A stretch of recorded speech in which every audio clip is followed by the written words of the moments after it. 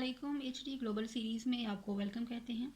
As you know के जो schedules होते हैं वो किसी भी एक्ट का किसी भी सब्जेक्ट का करक्स होते हैं बिकॉज उनमें जो बेसिक इंफॉर्मेशन होती है जो कि डिटेल्स होती हैं उनमें प्रोवाइड होती हैं।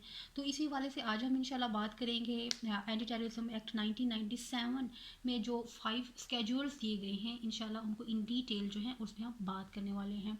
तो इस सिलसिले में सबसे पहले हम देखते हैं कि जो फर्स्ट शेड्यूल है वो किस बारे में है, वो किसको डील करता है एंड ऐसे कौन से सेक्शंस हैं जो उसको कवर करते हैं। तो सबसे पहले क्या है कि द फर्स्ट स्केड्यूल क्या है, किससे रेलिवेंट है, वो है प्रोस्क्राइब्ड ऑर्गेनाइजेशंस। अब जब बात करते हैं प्रोस्क्राइब्ड ऑर्गेनाइजेशन तो ये क्या होती हैं, आपने वर्ड बड़ा सुना होगा काल अदम तंजीम, कि ऐसी तंजीमें ऐसी ऑर्गेनाइजेशन जिनको जो है प्रोहिबिट करार दे दिया गया, जिनको बैन कर दिया गया हो, तो उनको कहते हैं proscribed organisations. And this is section 11 जो है 11B जो है वो इसको डील करता है। अब जब हम बात करते हैं कि ऐसी कौन सी अथॉरिटी है जो कि किसी भी तंजीम को जो है वो ये डिक्लेयर करने की मजाज है, तो वो है हमारे पास फेडरल गवर्नमेंट। क्या है? Federal government.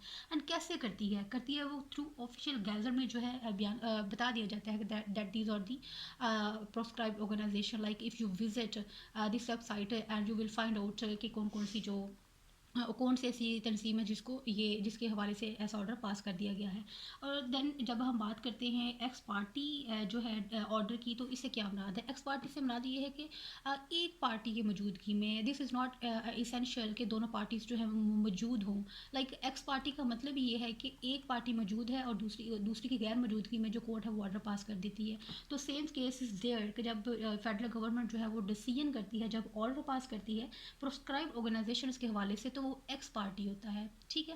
अब क्वेश्चन ये पैदा होता है कि वो क्यों क्यों किसी ऐसा ऑर्डर पास करती है, तो उसके लिए कॉज क्या हमारा जो सेक्शन 11B हमें बताता है कि वो जो ऑर्गेनाइजेशन है कंसर्न इन टेररिज्म के कोड, जब गवर्नमेंट को लगता है कि वो जो ऑर्गेनाइजेशन है, जो तंजीम है, वो टेररिज्म में मुलव्वस है, वो ऐसा कोई काम कर रही है जो कि इसके पैरामीटर्स में आता है, तो उसको जो है ये डिक्लेयर कर दिया जाता है।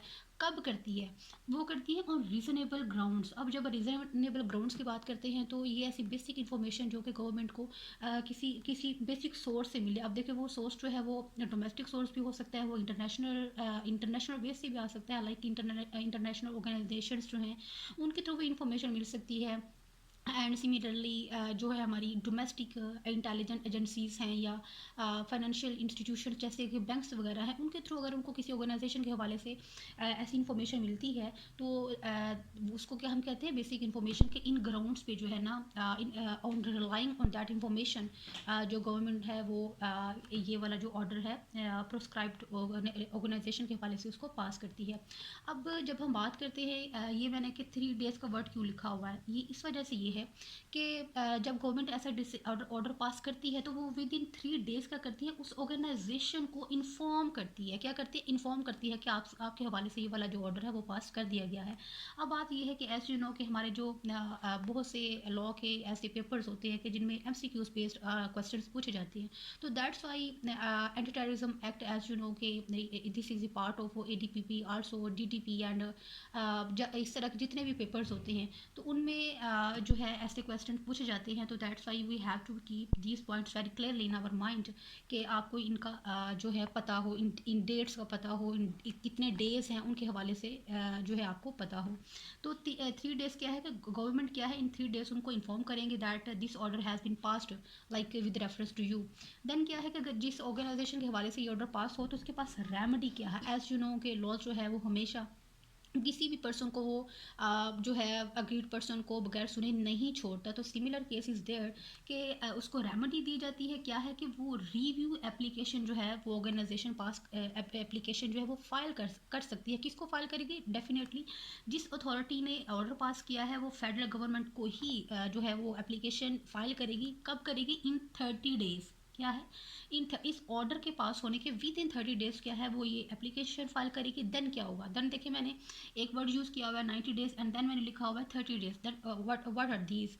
तो 90 days का मतलब ये है कि जो गवर्नमेंट है वो इस एप्लीकेशन फाइल होने के बाद क्या है कि विद इन 90 days उस एप्लीकेशन के हवाले से क्या करेगी? डिसीजन पास करेगी, ठीक है।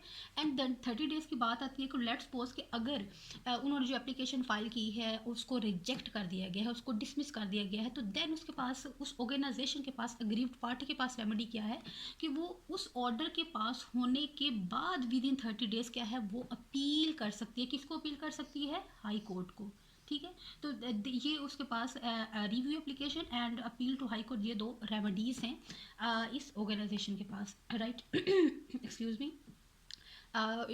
जो है इतनी गुड ठंड, लाइक लाहौर जो है हमारा अंटार्कटिका बन चुका है, तो that's why like so many other people I am suffering from thought problems. So next क्या है हमारे पास, जब हम बात करते हैं सेकंड स्केड्यूल की, तो सेकंड स्केड्यूल है वो अगेन बात कर रहे हैं ऑर्गेनाइजेशन अंडर ऑब्जर्वेशन। यहाँ पे क्या है कि यहाँ उनको प्रोस्क्राइब डिक्लेयर नहीं किया गया, उनको अंडर ऑब्जर्वेशन रखा गया है। किन ग्राउंड्स पे अंडर ऑब्जर्वेशन रखा गया है, जो कि हम अब आगे देखते हैं। सबसे पहले तो इसको सेक्शन कौन सा डील करता है? Section D. उसका सब सेक्शन क्या है? 1, एंड उसकी क्लॉज क्या है? ए। अब ये सेक्शन, सब सेक्शन ए, इनमें इंशाल्लाह जो डिफरेंस क्या होता है ये हम अपनी नेक्स्ट जो हमारी जो वीडियो होगी उसमें इनको डिस्कस करेंगे। तो करंटली क्योंकि हम बात कर रहे हैं स्केड्यूल्स की, तो इसलिए हम उनको उसकी तरफ इन डिटेल नहीं जाते। तो अब क्या है कि कब जो गवर्नमेंट है जो इनको किसी भी ऑर्गेनाइजेशन को, किसी भी जो तंजीम है उसको अंडर ऑब्जर्वेशन रखती है, कब रखती है? जब उसको लगता है कि acting in manner that may concern in terrorism. इसमें क्या है कि वो उसको कुछ काम ऐसा कर रही है, लाइक वो डायरेक्टली, जैसे ऊपर हमने पढ़ा कि वो ऐसा नहीं है कि गवर्नमेंट को लगे कि वो टेररिज्म के में इन्वॉल्व है, बल्कि वो लगता है कि वो ऐसा कुछ काम कर रही है, ठीक है, एक्टिंग इन मैनर के जो हो सकता है टेररिज्म। तो उसके ऐसी गवर्नमेंट के सॉरी ऑर्गेनाइजेशन के हवाले से भी अगेन अथॉरिटी कौन है हमारे पास? फेडरल गवर्नमेंट है। और वो क्या करेगी? जो है ऐसा ऑर्डर पास करेगी, similarly like we discuss about two जो है अपने ऑफिशियल जो उसका जो गैजेट होगा उसमें ये वाली जो इन्फॉर्मेशन है उसको अपलोड कर दिया जाएगा, राइट। अगेन हमारे पास जब रेमेडी के पास बात आती है, तो वही जो ऊपर हमने बात की, एप्लीकेशन जो है वो फाइल कर सकती है। देन क्या है? 60 डेज डिफरेंस यहाँ पे क्या आता है कि 60 डेज का क्या है कि जो प्रोस्क्राइब्ड ऑर्गेनाइजेशन की जो एप्लीकेशन होगी उसको जो गवर्नमेंट है वो 90 डेज में जो है उसका डिसीजन करेगी। ऑन दी अदर हैंड जो अंडर ऑब्जर्वेशन होगी उनके लिए क्या है? 60 डेज। क्या है? 60 डेज। एंड देन जब हम बात करते हैं पीरियड ऑफ 6 मंथ, इससे मुराद क्या है? इससे मुराद ये है कि किसी भी ऑर्गेनाइजेशन को फॉर 6 मंथ इसका जो ऑर्डर है ऑब्जर्वेशन का फॉर 6 मंथ का हो सकता है, उसका जो ड्यूरेशन है, उसका जो पीरियड है। अगेन तो क्या ऐसा पॉसिबल है कि 6 मंथ पूरे होने के बाद भी उसका पीरियड एक्सटेंड हो सकता है? यस, क्या है? एक्सटेंड हो सकता है, लेकिन बात क्या है कि एक्सटेंड करने से पहले जो गवर्नमेंट है वो क्या करेगी? ऐसा ऑर्डर पास करने से पहले अगेन वो जो ऑर्गेनाइजेशन होगी उसको अपॉर्चुनिटी देगी कि वो आए और अपना जो भी उसका जो बयान है वो दे।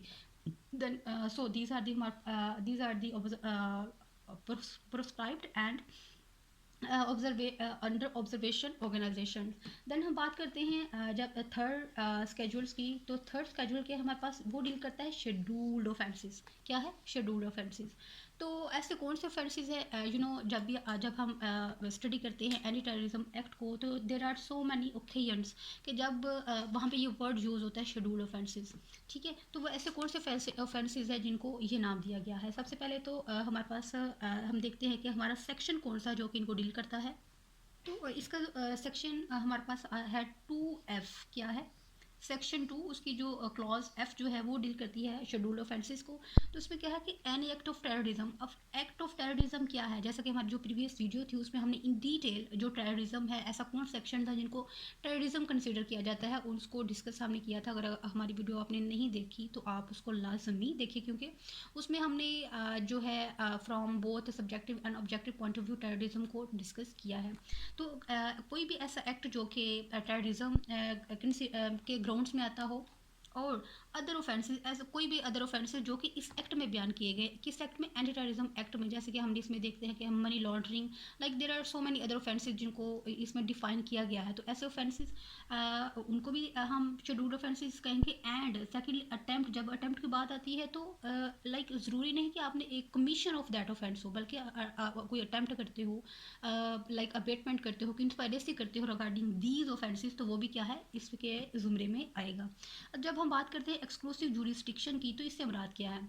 नो डाउट जो एंटी टेररिज्म एक्ट है इसकी it has overriding effect, but you know there are so many offences like we discuss in our previous video, like there was the act that likely to cause death. तो हम जब बात करते हैं कत्ल अमद वगैरह की या कत्ल के टॉपिक की बात करते हैं तो वो उसमें हमने कहीं भी एनी टेररिज्म कोड का वर्ड नहीं पढ़ा। लाइक वो ऐसे ऑफेंसेज हैं जो कि टेररिज्म के अकॉर्डिंग टू दिस एक्ट इसके ज़ुमरे में तो आते हैं, बट उनका जो ट्रायल है वो जो हमारी रेगुलर जो कोर्ट्स होती हैं, जो क्रिमिनल कोर्ट्स होती हैं, वह भी उनका ट्रायल चलता है। But there are some offences के जिनका एक्सक्लूसिवली जो ट्रायल है वो होता ही एंटी टेररिज्म कोर्ट्स में है। तो ऐसे कौन से ऑफेंसेस हैं?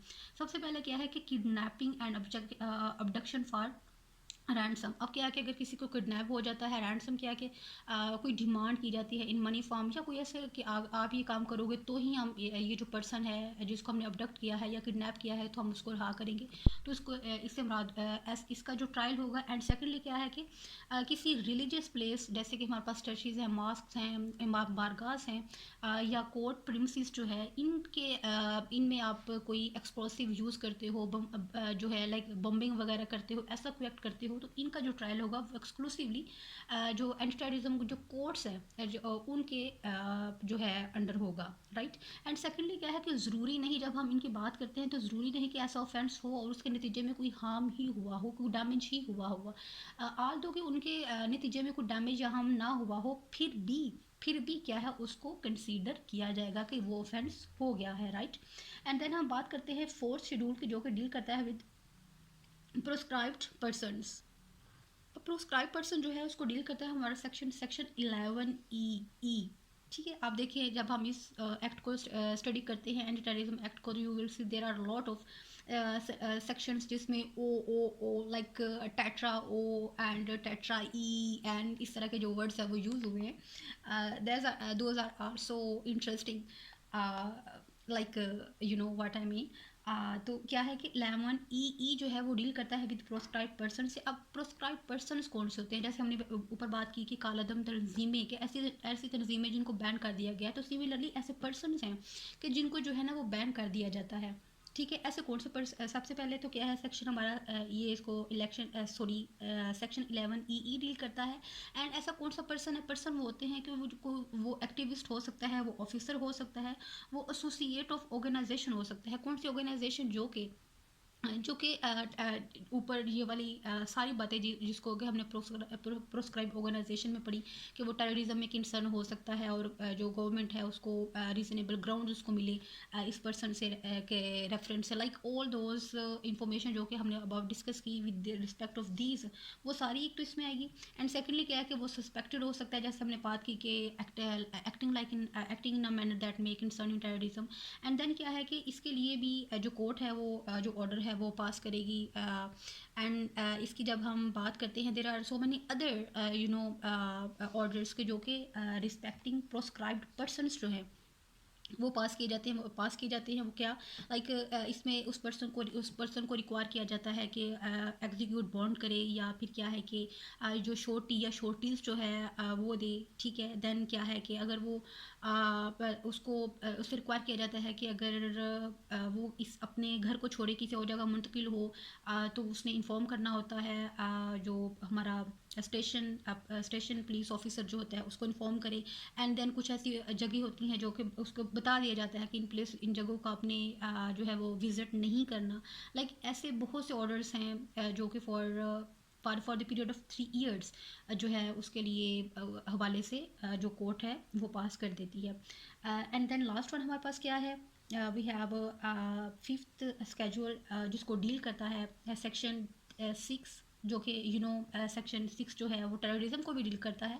और 3A जो है वो स्पेसिफिकली बात करता है कन्वेंशंस की। अब कौन सी कन्वेंशंस की? इंटरनेशनल कन्वेंशंस की, जो कि जिनका जिक्र है 5th शेड्यूल में।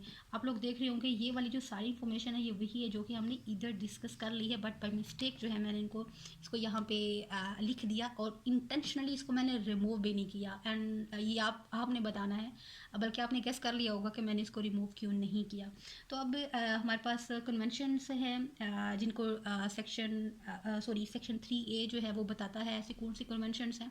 लाइक वो तमाम कन्वेंशंस कि जिनको हमारी जो गवर्नमेंट ऑफ पाकिस्तान जो है उसने उनको साइन किया है। Like there are 9 conventions 10 conventions जिनका एंटी टेररिज्म एक्ट में जो है वो हवाला दिया गया है, जैसे कि suppression of unlawful scissor of aircraft जो है, ठीक है। इस तरह जो है convention on prevention and punishment of crimes against international protected persons जो है, लाइक ये वो इस तरह की 9 to 10 हमें कन्वेंशंस मिलती हैं जिनका स्केड्यूल 5 जो है जो उनको डील करता है, ठीक है।